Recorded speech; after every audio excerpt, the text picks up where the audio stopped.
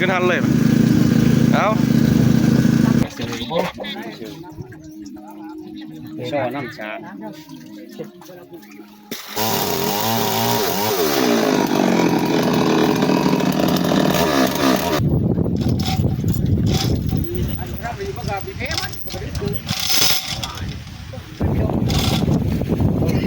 เป็นผู้หญิงไปดึงเองเลยมันป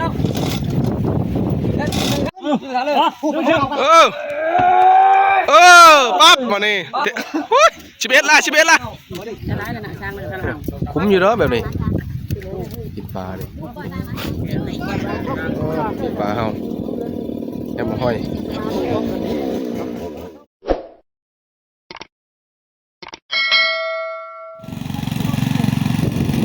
ทักทายสบายดีพี่น้องพงไปเมื่อสักครู่ทุกคนพบกันคือเอาคือเดิมพี่น้องกับมากับศูนย์วันนี้กับผ้าพี่น้องบางปลายมาดูดสร้างพี่น้องเลยดูดสร้างน้ำค่ำดูดเอาปลาพร้อมเพราะอยู่บริเวณนี้ปลามันหลายเลยปลามันขึ้นนั้นมี2สร้างนี้เดี๋ยวถ้าลุ้นเรามันจะมีปลาอยู่วะ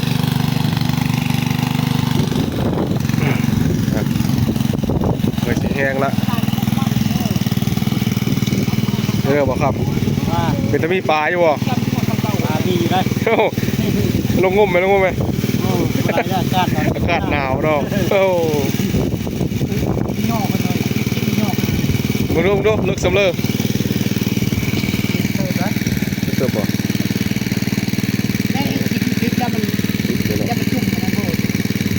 น่าจะมีปลาไหลยังมีปลาไหลเนาะปลาไหลไปเย็นได้อย่างนี้เนาะเข้ามีไปยืดรอดเย็นรอดถ้ามาการเอาไปยืดรอดตัวต้มแข็งเหรอแค่ยังสั่นลำพาวพิธาลุ้นเลยเนี่ยบริต้มเลยอย่ามาลายไหมก็ชาวน้ำพาเนี่ยหาแห้งเนี่ยหาไม่เห็นไหนมา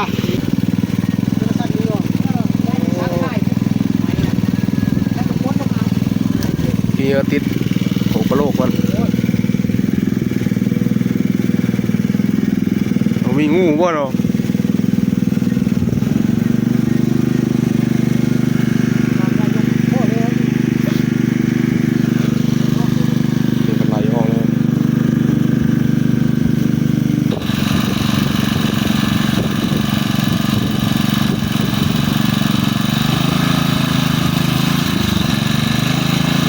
ติดขี้ตมแล้วนะ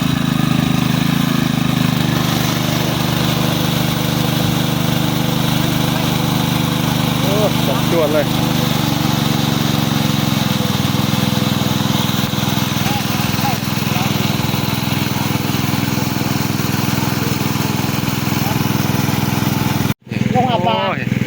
เห็นปลาแล้ว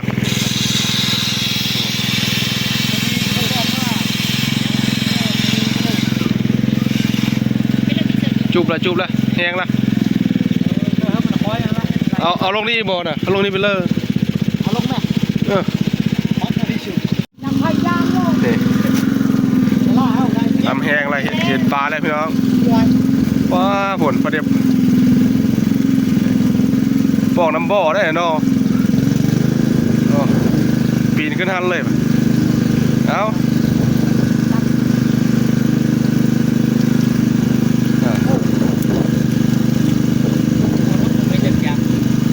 จออยู่ให้ดูดช้างนี่ต่อนะจะมีปลาอยู่บ่ช้างนี่เป็น2 บ่อ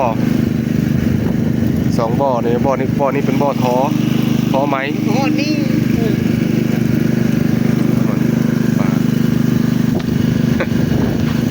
ไปโฮมอยู่บ่อนเดียวเลย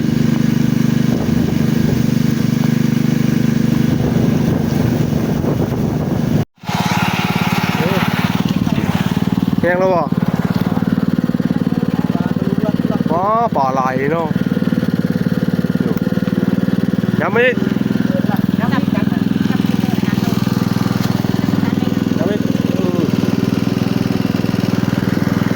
บ่มาสวิงช็อตเนาะ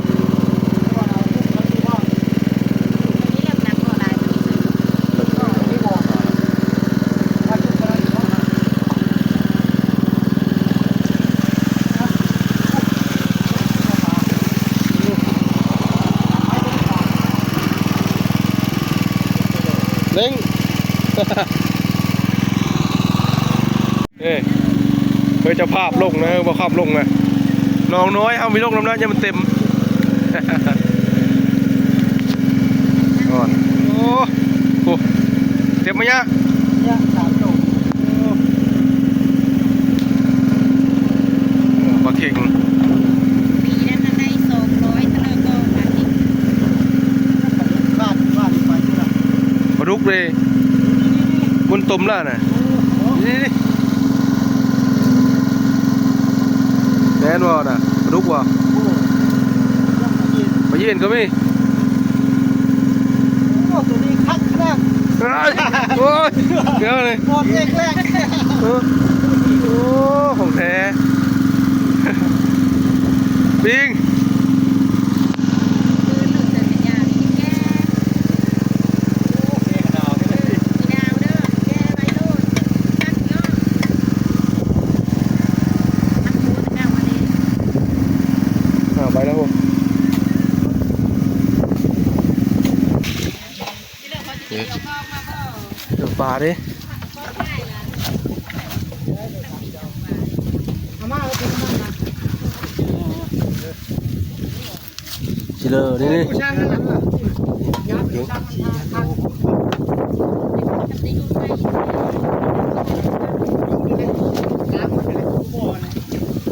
น้ำเริ่มไหลเลยนะนี่ ดูจะกันทาเลยนี่เอาหมดทีละปิดต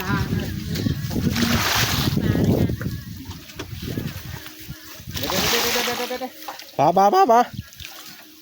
คุบจันกองคุบ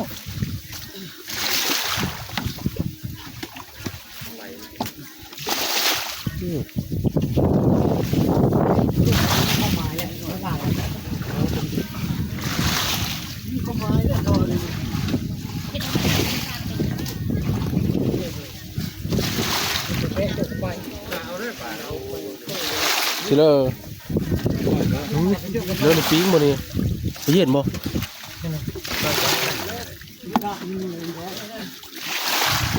เลื่อนไปเย็นน้อยไปเลื่อนนี่แง้วบ่ เหนียวเลย แง้วนี่นะเอาตักเดินเลยปล่อย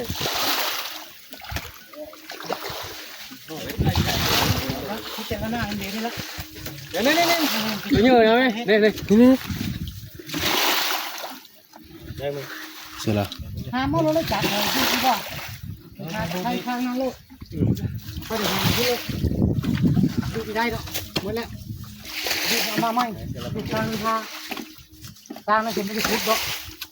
ล้างบ่อเก่าเลย เฮ็ดเลยนะคุดท้อรอวะนะ พอจะเอาทอนี่ออก ได้ เนี่ยว่ะบนนี้เลย แม่มันตื่นแต่ว่า เออ เม้น2 เมตรกูเอ็มเม้น2-3 เมตรกูนี่นะ ฮะ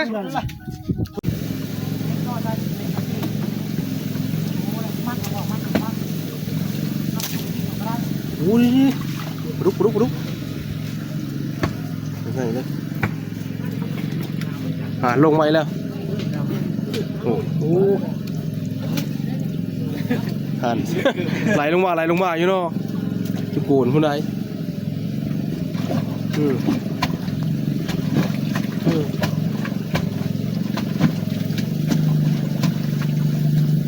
โกนเลิกตัวน่ะ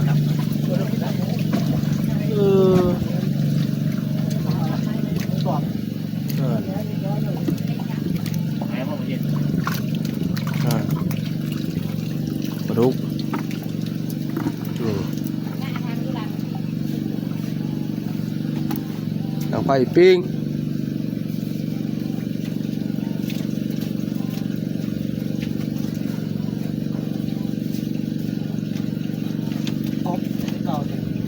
มีกบบอก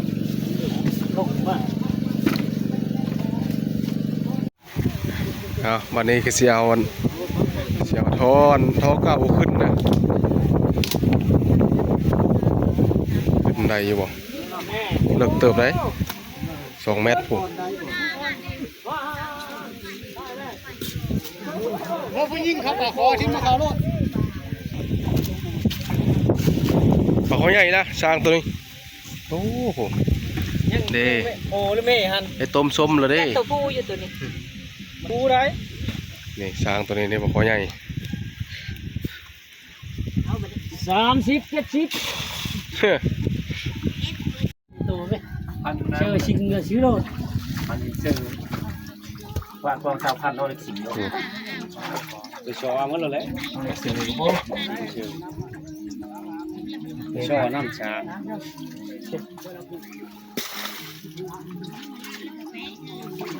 มีขึ้นก็ได้อยู่หันเลยแหละมึงน่ะไปขึ้นก็ได้หายอยู่หันเลยแหละ พัดอ้อมฟางอ้อมแอวมันหมดละที่มันก็มีเม้น ได้อีกตัวละปลาน่ะเป็นตัวเดียวนะบ่ อันนี้ก็นะปลาคอตัวเดียว มีลายเพื่อนหนองนี่เนาะ มันกินปลาคอนี่กินเมื่อไหร่ปลา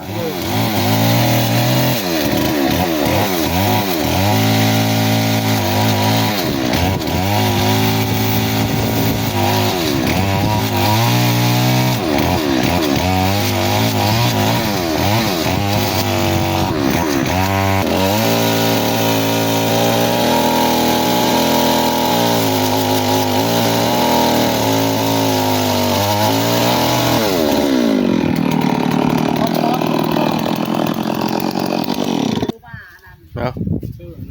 พอนทุบบอกมาเลย ฟาดโดน พอนป้อนเลยนักดำมันก็พอนักแล้วนะดูทงกันเลยได้บอกว่าไม่เปื่อยเหนียวได้ไม่เปื่อยได้ เอาดีกว่า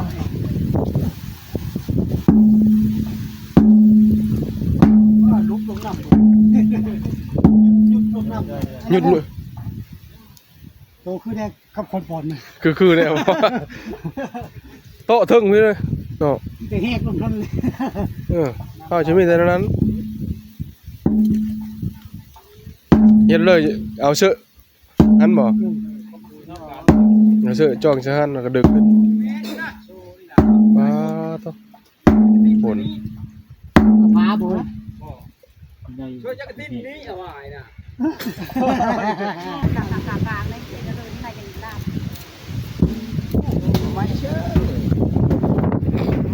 ป้าเอาขึ้นมาจะน้ำช้างมาไปปิ้ง มาให้ไปอยู่ นี่แม่โคมันกำลังจัดการปิ้งยำเรายำเรา โดนเพื่อถึงเป็นน้ำมัน โอ้เป็นแต่แซ่บอยู่เลยเนาะ แซ่บแซ่บแซ่บ นี่ลายเติบเลยเนี่ย เป็นชันดี จะร้ายเลยนะช้างเลยถ้าเรา คุ้มอยู่เนาะแบบนี้กินปลาเนี่ยลายเติบ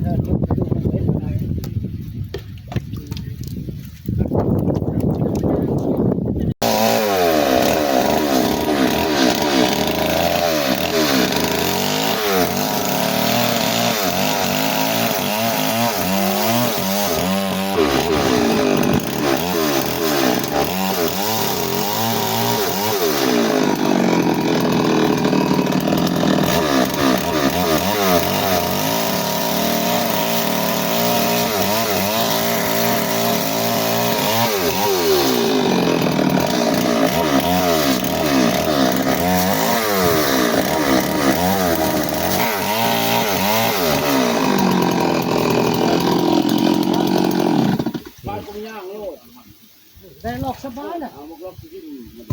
ไม้มาชอด อ๋อกลางคืนขึ้นเลย คุณรักไอ้บอก คุณรักนะจองชานเลยไม่ย่างคนเดียว ขุดปองสอนโซสอนซื้อ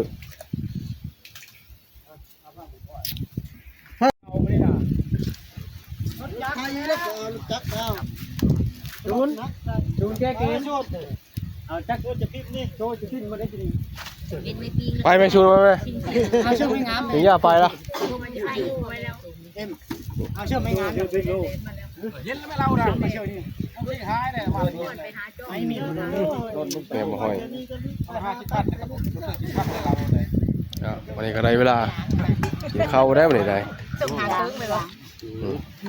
นี่มึงได้ไหมมาโบงแล้วนะคุณอะไรบ่นกินแล้วแต่ตื่นมานี่ได้แล้วมาแก้วนะ เออเด้อ เอาไปตัวนี้นะแก้วแก้วกันเห็นเลยนี่เนาะตัวนี้แก้วเบิกทางไปเลยแหละอันนี้ดาวทออันนี้เสือเสียเลย นี่เราบอกทุกคนได้นะ อันนี้ชื่อนี่คือ แก้วเลยเนาะ อืมเฮ็ดแล้วนะหาคักนะ อ้าว เต้านี่น่ะ นี่ อ้าวแจ้วนี่อ้าว ลามมาแต่ดองมาได้เนี่ย แล้วกันนี้ก็ ผู้สนับสนุน อันนี้ลุงเอ้ยอันนี้โอ้ยปีกโดดโอ้ยโอ้ยโยชูมามีโอ้ห้องอาหารมอนี่อุ่นเลยเอิ้นย่อมรู้ไหมบอกรู้ไปเลย หมอนนี่น่ะ แจ้งนี่แจ้งเลยเอ้ยนี่จะพูดแล้วจะฮ้อนนี่พูดลองนี่นี่ดูแลหลายอย่างนี้มันจะเจ็บข้าวปลาไปอีกสื่อเลยเจ็บนะเข้าตรงนะเฮ้ยอยู่ดังตัวนะยืนแล้วยับมาที่ยับไปเถอะเจ็บ ล้างเลยเอาไปล้าง ล้างหมดใช่ไหมล้างอ่ะ ผู้ตูนหนักเลยมาเก็บไว้สมุทรมาดูนะ อืม ร้านน้ำตาลกินเดี๋ยวน้ำควายนะป้าเป้งนี่ชาวเป็นไรข้าวเป็นไร ผู้สาวหมอคอทั้งหมด ที่ล้างเลยล้างมันล้างแต่ไม้มัน ต่างเจ๊สุนันแอนเดียวอยู่กินเขาบ่ เจอปลา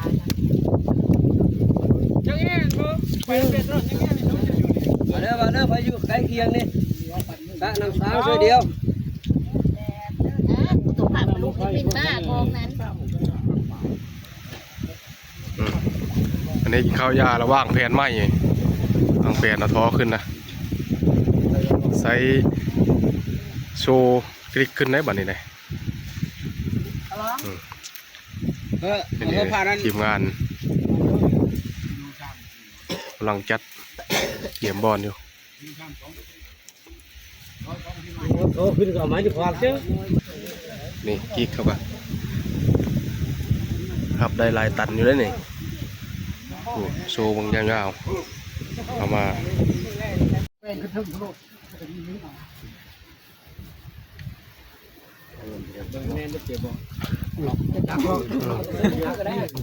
กระลอก กระลอกได้บ่กระลอกตั้งห้างเลยกระลอกชั้นนะกระลอกได้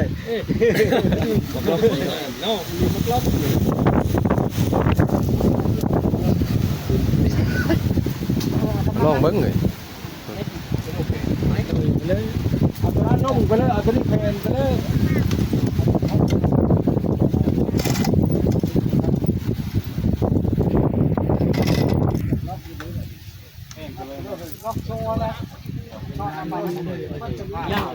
แม่ไอ้น่าจะเชื่อ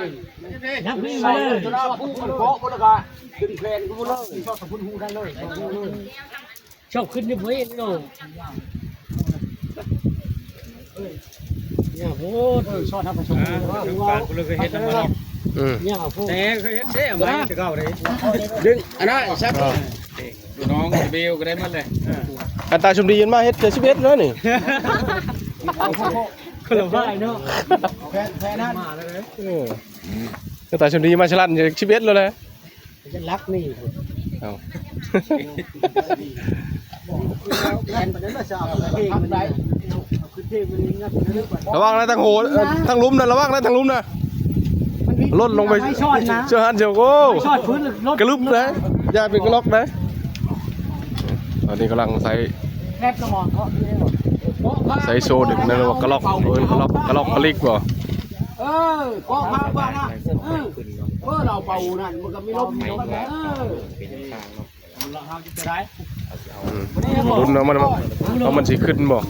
ชายเลยชายยากเลยชายเลยตามมาชายนี่มาพี่ชายนี่แหละชายมาพี่ชายเลยชายชัก ร้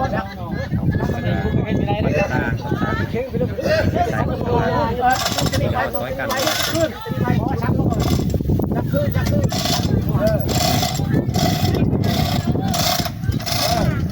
มาเล็กเนี่ยมันเชื่อเอ้ยน่าเล็กมันละมาตอนนั้นเองได้ได้นะโอ้เอาเล็กก็ได้ เอานี่ผู้สาวก็เย็นเลยนะเสริมพลังแล้วมอยหน้าเฮา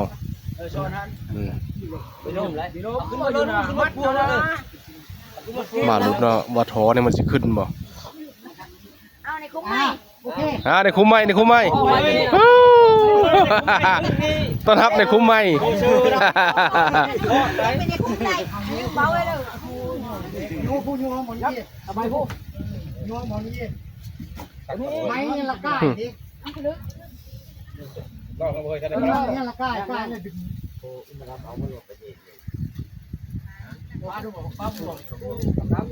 ชักลุงก็ได้ชักก็ได้ เฮ็ดเพิ่น ช็อกเด็ดเด็ด เด้นั่นตัวเจี๊ยบไม่ละขวางนี่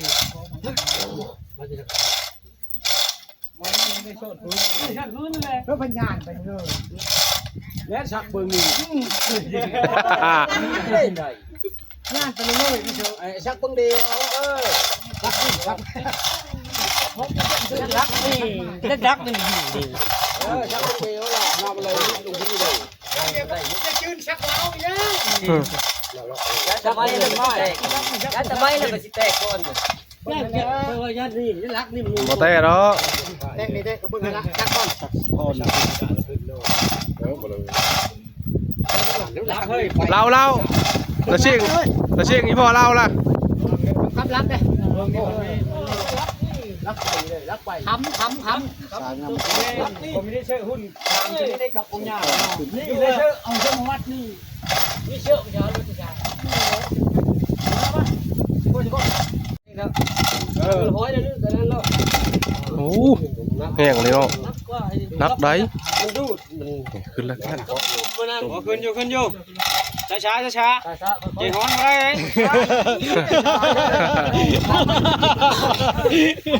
ดึงเนื้อมันอะไรดิ เอาขึ้นแล้ว ขึ้นแล้วนี่กำลังเกณฑ์ก็ไม่ทางนะบุ้ ขึ้นแล้ว ขึ้นแล้วเนาะมันวิทย์ครบน้ำแล้ว เวลาเวลาลักหนา โยนขึ้นแล้ว นี่ว่าไปนะจ้องรักกองเลยมาครับมาพี่ โย ไม่ดีนะเฮ้ยไม่ดีมันหน้าผู้ไม้น่ะไอ้ตัวนั้นไอ้เป้าตัวนั้น จับไปจับตัวเดียวและสัตว์ โอ้งัดนำ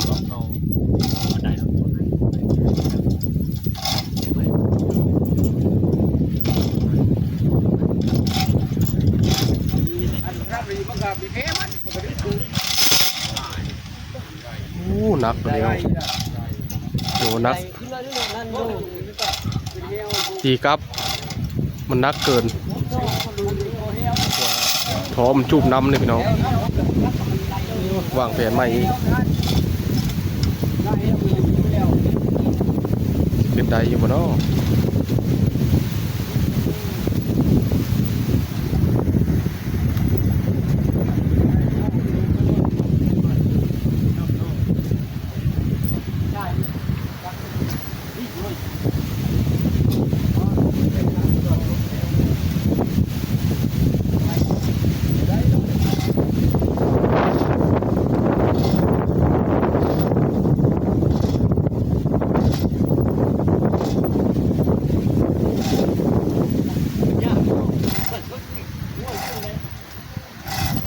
โอ้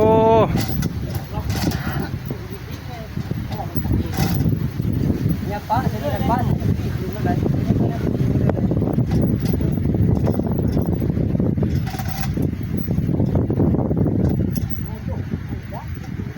เอาไปมาเอ้ยมุมความนี้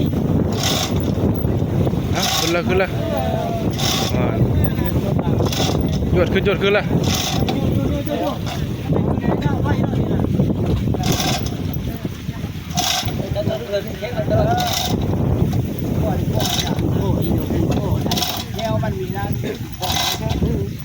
นี่ไม้หมดพวกเขาหน้าเขาไม่ได้บอกก่อนทำยกก่อนรอดเลย เหมยละ นำออกโป้ไล่ห้องเลยไล่เขาไล่เขาน่ะนำเขาเชิงนี่ไล่เขาค้างนี่เอามดเลยหัวเรา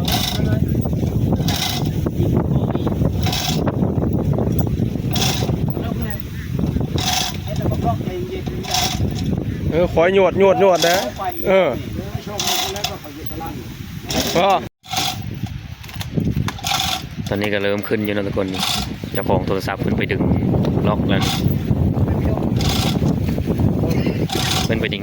ไปดึงเองเลยบัดนี้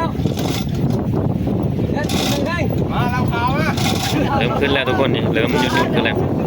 ขึ้นเทอละก้าวแล้วนี่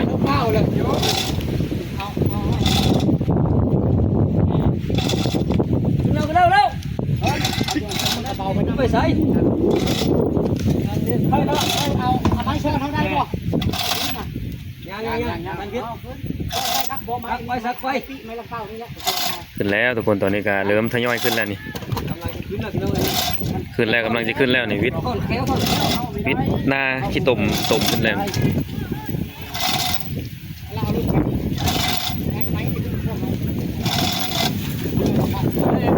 ใส่มักลอกในใส่แห้งข้นในนี่ความสามัคคีซอยเลือกันนี่ เห็นแห้งแล้วไหมกระดึงแห้งมันขึ้นแห้งเลยดึงขึ้นเลย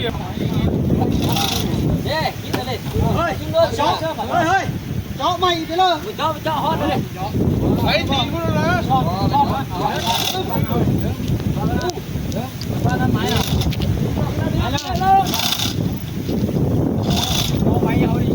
เนี่ยทุกคน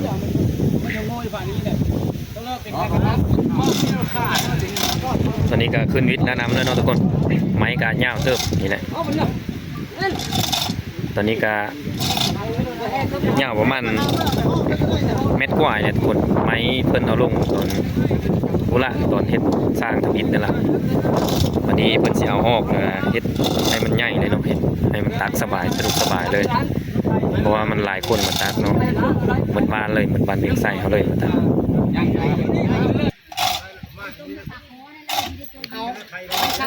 เยอะมากให้ละลึงโน่น เอาไม้ห้องละ น้ำร้องนะ เอานี่แก้เลย ไปตอนทำพื้นเลยเอาไปสนุกเลย ไม่สิมีรถเก่าคือ โอเคตอนนี้ก็เอาคลิกขึ้นไดวิดตีนวิดตีนมันนะมันนี่สิวางแผนนะวางแผนใหม่มานี่เสียวรถไถลากบอลด้วยว่าสิปลดกิ๊กลาไปจ้องเสื้อพุ่นนี่ไอ้กิ๊กใหม่อีพี่น้องเลยเดี๋ยวมันนักลายเกือบตันพุ่นได้ไหมเนี่ยเดี๋ยวปลดแล้วก่อนปลดโซ่ก่อน ยิงขึ้นมาฮอดนี่แหละพี่แต่ละหน้าลูก เดี๋ยวพิจารณาเอาเราไทยแก้กันพุ่นนะครับขึ้นสำนีพี่น้องเลยตอนนี้นี่มัดเสือใหม่มัดนั่นเอาดึงใหม่นะเฮ้ย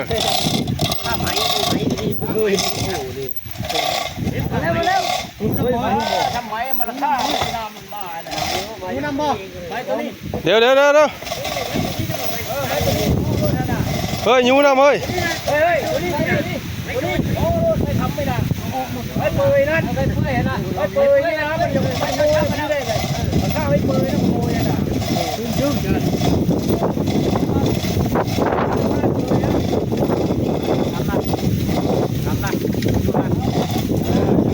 โอ้ยังละมา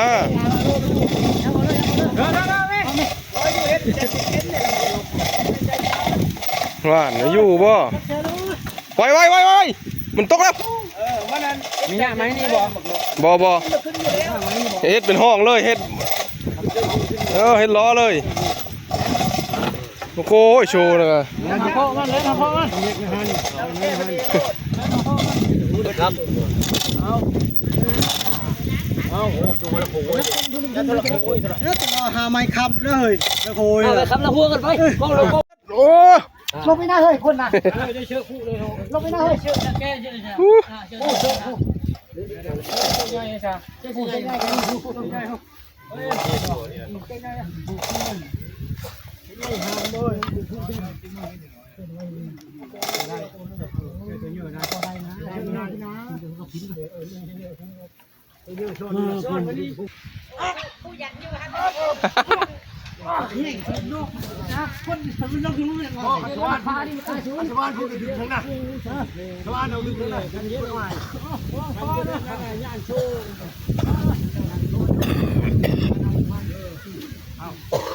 เดี๋ยวเข้าหูมาได้นะนั่นหมดบ่นี่เอาไปวาด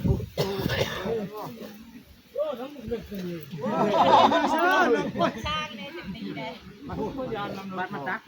คนเอาเองไว้ก็คนข้างนี้ไม่รู้ได้สร้างเลยไปคนละชนโลดชนมาดิเฮ้ยเอาไปชนนี่กันดูขึ้นพวกข้าวอยู่พี่ โอ้ยะเลย มีเชือกกล้องผู้ นึงเนี่ย เอาเชือกขาไปดำเอาให้ชนเลยยาว เฮ้ย กิ่งมา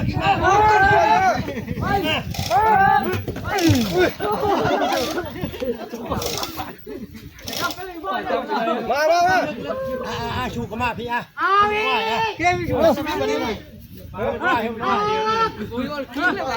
มาโฮมดีพี่มาเชิญนะเฮ้ยเอาล็อกขึ้นมาวันนี้นะลองด้วยกันไปมันว่ายมามันว่ายมาพ้นว่ายเลยล็อกมันปั๊มว่ายจะไปดีชูไปดีมาที่ขึ้นมีบนมันไปเยอะกว่าเอาปั๊มเอาทุกคนมาไปได้หมดเลยครับไปพวก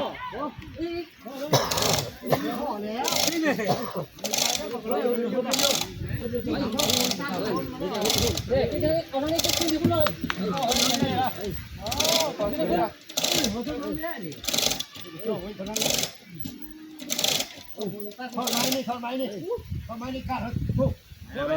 ไม้ตัวนี้ใช่พวกนั้นทำมาปุ๊บไม่มาดันที่หน้าเราเชือกตีประคองหัวนี่ก็หันดันของล็อกนั่นเลยคนมันนี่เฮ้ยลุงกินเข้าไปเล่าได้บ่มีหน้าชอบคนนี้ได้กินได้กันเฮ้ยมาให้มาโดนกินไม่ว่ากินจนจบนี่นะจบจนกินมาละยอมลงแล้วมึงนะวันไหนว่าคนนี้เอ็ดคุณน่ะทำละมาแล้วเข้าเลยดิพอลงน้ำเขาเฮกมันบานเด้อ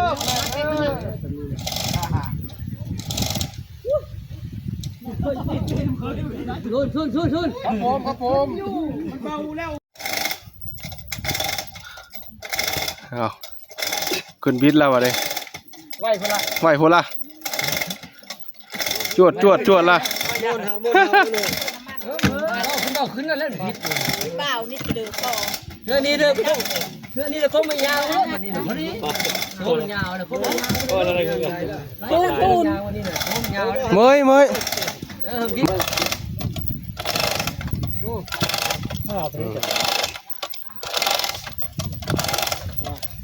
ไปดูนะแมทเนี่ยเอาจองไว้ขาด เล็งเติมพลังเลย แล้วก็ชื่อจะลุกโอ้ครับขึ้นเอาลงเขามันยาวเลยก่อนช่างไหมไม่ใช่ละ เอาลงมาอีกนะ นี่แหละแบบเอายางเลยแบบนี้ ขึ้นมาแล้ว มันเทิงอยู่ดิเอาตรงยางเลยล็อกเลยเขาไม่ได้ล็อกพักก่อนเรือขึ้นฟ้านี้หรอขึ้นร้อยเซน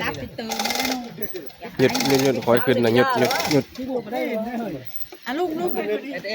ชูนเอาได้ชูนมันเจออีกมันไม่เก่ง พักผ่อนแล้วเติมรู้คนละ เอาไปเชื่อเลย เติมพลัง ไฟเล็กเอา ในคุ้มฮ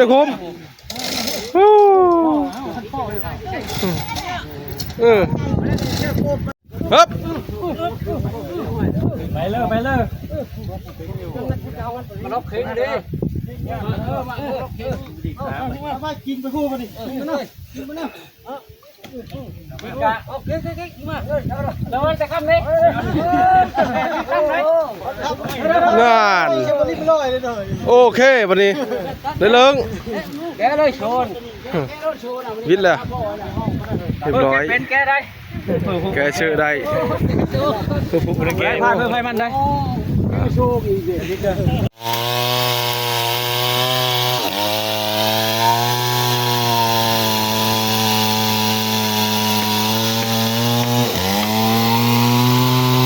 เกียนนะ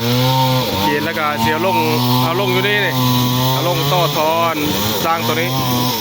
กำลังเอาท่ออยู่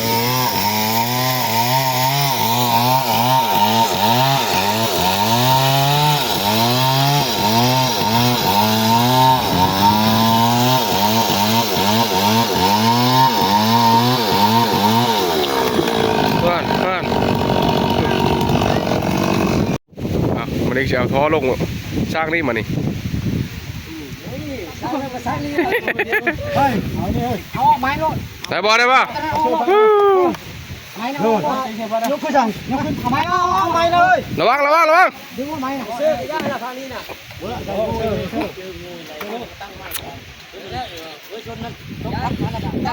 มาฟังพี่ ขับไปยังเต้ขวางกับปั๊มไม้ก็เป็นธรรมดาเด้อเนี่ยเด้อ มาฟังพี่ไม้น่ะ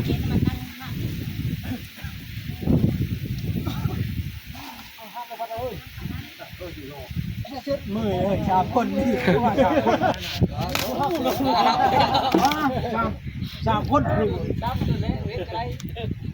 บีจะแชบอะไร เลยบ่อยนะเลย ทิมเลยได้ระวังแล้วอ่อนนะมอนเด้อ ปล่อยไปเลยแล้ว อย่ามอยปรับละเอาละได้เลิกได้การ มาขอตุบทุบตัวนี้รักตัวก่อนเดี๋ยวเช็ดตัวนี้มาหกตัวนี้เอามาพี่แก้มนี่นะไม้ตัวนี้นะเอาตีนะเอาเช็ดเอาตัวนั้นตัวนั้นพอได้ไม้นะเห็นแล้วก็ให้มันตกลงมาพับลงมาแล้วจะตู้ไม้นะมาที่บ้านได้ตู้ตัวนี้เข้ามาอย่ามาอะไรยุบนี่ก่อนง่ายที่จะบิดจะขับอะไรโย่จะหาแล้วตู้ไปลงปั๊บข่าวดีกูย้ายไหมกูย้ายไหมไม่พอข้ามชื่อโลกย้ายทำไมก็แล้วคนไปเลยเช็ดขึ้นมาดิเอาขึ้นป่ะเช็ดขึ้นเอาคนไปเขาเอามาไว้มาไว้มาตัวนี้ไปพุ่งนี่มาพี่เอาช้าไปพุ่งตัวนี้เอามาพี่เอาขึ้นเลยเอาแล้วชุมนั้นมีย่อนำชุมนั้นมีไหวอีกวันนึงเอาลงบอกนี่เอาได้เอาได้พิกาไม้นะลงบอกมานี่ลงเลย ฟังก็ได้ฟังก็ได้ยังไม่ได้ ยังมีได้อยู่เลย ทำไมได้ยกเลยย้ำไม้โตนั่นเย็บสะเบือนั่นเย็บถอยผู้นี้ ซอยผู้ซอยจำโหผู้ ยกขึ้นที่บันนี้เราถอยไม้นะครับบันนี้ ยกเอา บ้านหนึ่งมันมีนิ่ง เดินยกไปตามนะ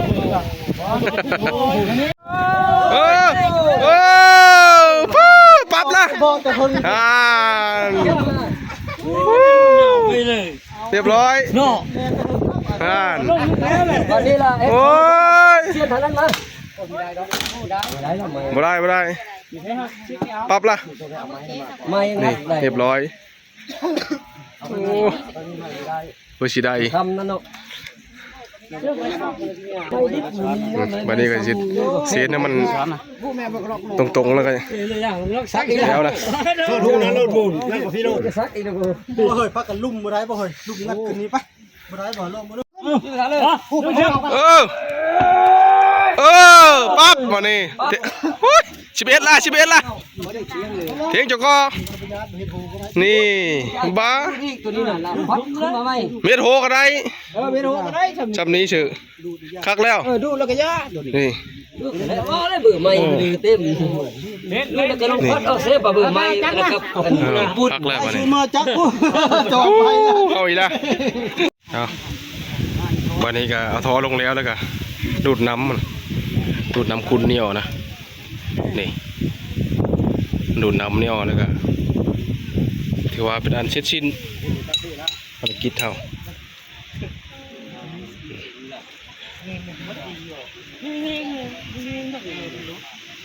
อันนี้ก็เป็นวิถีชีวิตแบบบ้านๆนะพี่น้องสำหรับคลิปนี้ก็มาวันนี้ก็ขอฝากไว้ช่วงนี้ก่อนเด้อพี่น้องบ่ายทุกคนสำหรับคลิปหน้าอีพีหน้าเจอกันใหม่พี่น้องสำหรับคลิปนี้อีพีนี้เสร็จสิ้นภารกิจเอาท่อลงน้ำสร้างเฮ็ดสร้างแบบธรรมศาสตร์วิถีชีวิตแบบบ้านๆขอฝากไว้ช่วงนี้ก่อนเด้อพี่น้องสำหรับคลิปนี้ก็บ๊ายบายสบายดี